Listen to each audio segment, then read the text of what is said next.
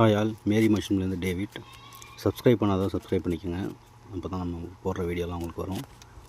இப்போ நம்ம என்ன பண்ணுறோன்னா, தேங்காய் உரித்து எண்ணெய் ஆட்ட போகிறோம். ஏன்னா நம்ம எப்போதுமே கடையில் வாங்க மாட்டோம், நம்மளே ரெடி பண்ணி பண்ணுறோம்.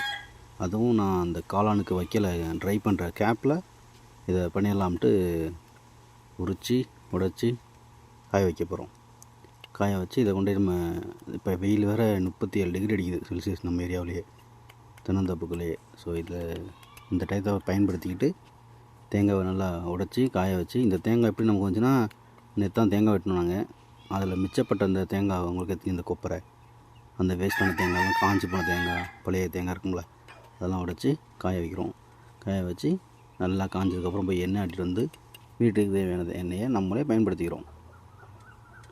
நன்றி.